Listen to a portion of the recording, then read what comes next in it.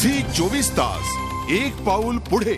आखाती देशातील मराठी उद्योजकांना प्रोत्साहन देण्याच्या उद्देशाने दुबईत दुसऱ्या महाबीज कॉन्फरन्सचं आयोजन करण्यात आलं होतं।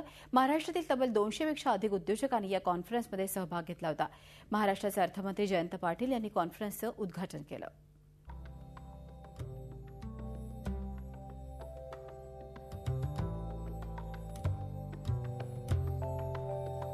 दुबईत दुसऱ्या महाबीज परिषदेचं आयोजन करण्यात आलं होतं। महाराष्ट्र राज्याचे अर्थमंत्री जयंत पाटील यांनी या परिषदेचं उद्घाटन केलं।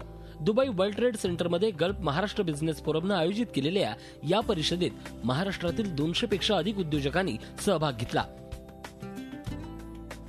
याला फार चांगला प्रोत्साहन आणि प्रतिसाद लोकांनी दिलेला आहे।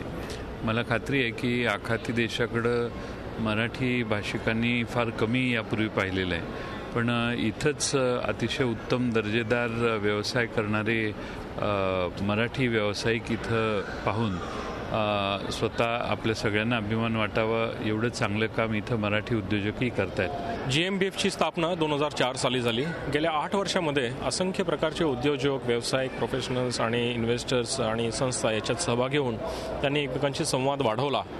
तोच आमचा उद्देश होता।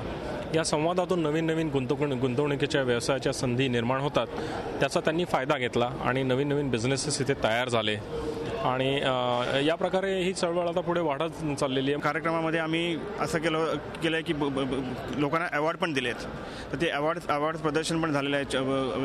GMBF बिझनेस एक्सलन्स अवॉर्ड दिलेत, वुमन्स एंटरप्रेन्योरशिप अवॉर्ड दिलेत, तर अवॉर्डचा सोहळा सुद्धा उत्कृष्टरित्या पार पडलेला आहे। आखाती देशात आपल्या व्यावसायिक कामगिरीच्या जोरावर मोठी भरारी घेणाऱ्या उद्योजकांचाही यावेळी GMBF कडून गौरव करण्यात आला।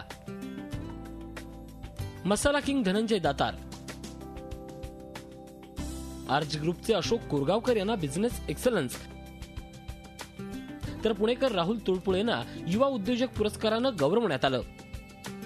Actually gulf Maharashtra business forum आणि सगळ्या कमिटी इन्व्हॉल्ड भयंकर आभारी आहे, कारण 6 वर्षापूर्वी मी इथे आलो।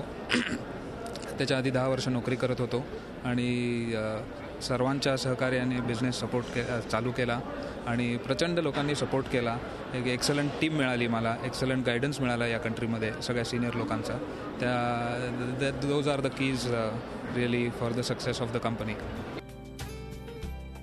आखाती देशात व्यवसायाच्या अनेक संधी आहेत। महाराष्ट्र आणि आखाती देशात त्या दृष्टीनं कमी व्यापार होतो, मात्र महाबीज 2012 परिषदेमुळे मराठी उद्योजकांनाही एक नवं प्रोत्साहन मिळालंय आणि आखाती देशात व्यवसाय करण्यासाठी एक नवी संधी मिळाली आहे। झी 24 ताससाठी दुबईहून अमर काणेसह ब्युरो रिपोर्ट, मुंबई। झी 24 तास एक पाऊल पुढे।